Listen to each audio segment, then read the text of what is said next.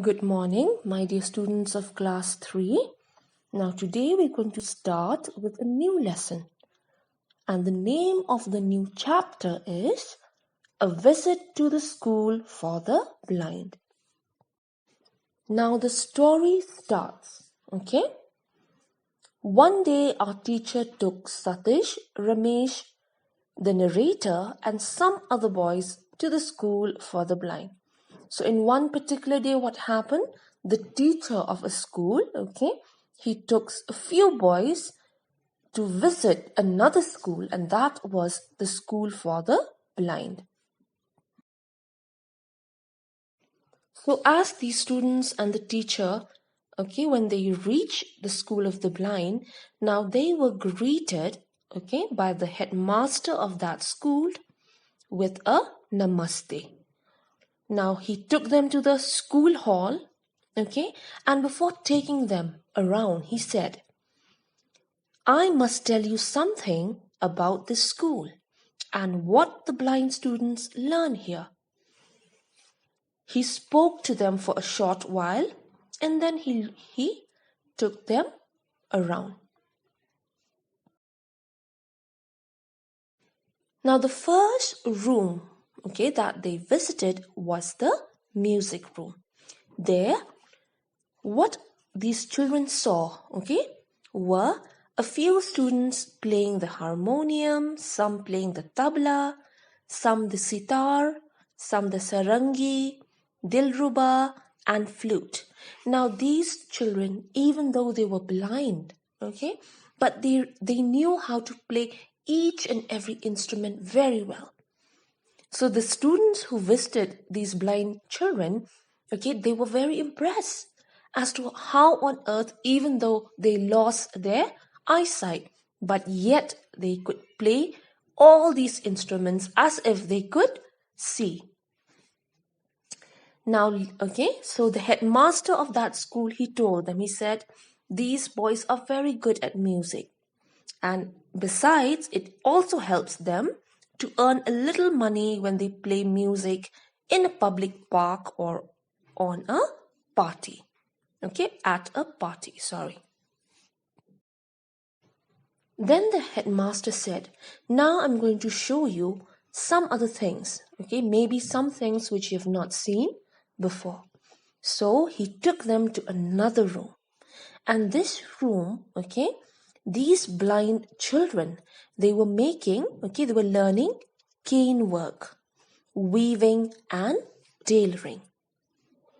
So they knew, they were learning how to stitch, how to weave and how to make things, okay, out of cane.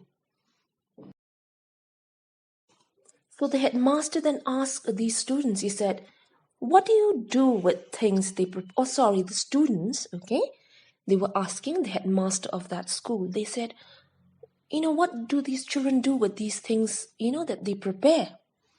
So the headmaster said, they sell all of these things in the market. And that is how, okay, whatever money they could, they get, they could keep it for themselves or they could pay their school fees and help out their families. This is another way of helping these blind children to teach them how to earn, even though they don't have any eyesight.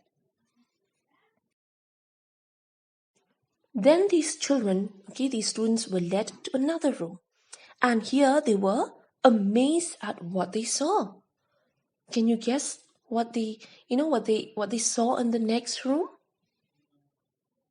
Can you make any guesses? First, they saw blind students playing music, right? Second, they saw them weaving, stitching, even making cane work, okay? Learning cane work. So what do you think the next room, what would they be doing? In fact, these students in the next room, you know what they did? They were actually reading. Okay? So here, one of the students said, he said, sir, what are those boys doing there with books in their hand? The headmaster then said, these boys are reading. He said, of course, the blind cannot read the same way as we do. Okay? Their alphabet is called Braille, and its letters are formed by points pricked on paper.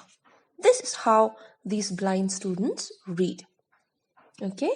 So how do blind students read? They don't have any eyesight, okay? So they cannot see.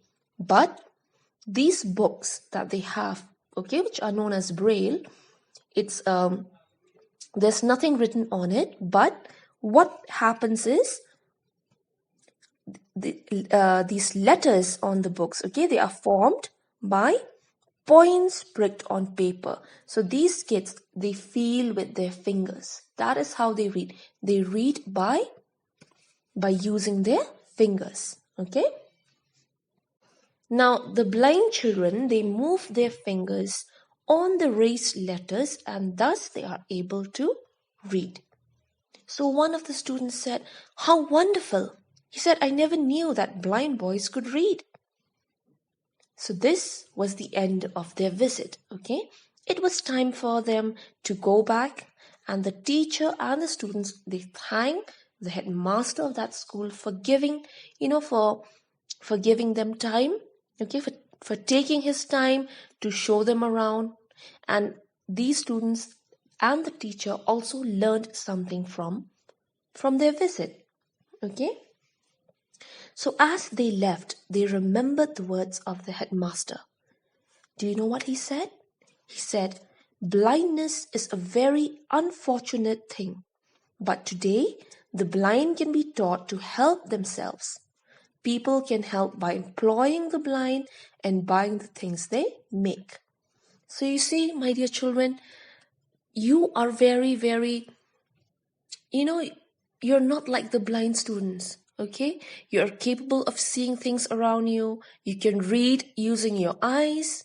Okay, you can see the different colors. You can see every beautiful thing on this earth. But these blind students, they can't do that. Okay, they cannot see anything the way you do. But still, these kids, they still learn to read. They learn how to make cane work. They learn how to weave. They learn, how to stitch clothes. They even learn how to play music. So the next time you see a blind child, or you have someone from your family who's blind, remember how precious your eyes are and how precious you are. You have the, you have the gift of seeing things, of reading, of playing music and doing all of that by through your eyesight. But these unfortunate kids, okay, these poor children who are blind, they don't have that, and yet they work hard. So my dear students, this lesson, what does it teach us? It teaches us that we should be happy. Okay, we should be happy that you have a healthy body. You have a healthy mind. You can run, you can play, you can do whatever you want because you're perfectly normal. Okay? But some kids don't get that. Some children don't get the same, they don't see life the way you do.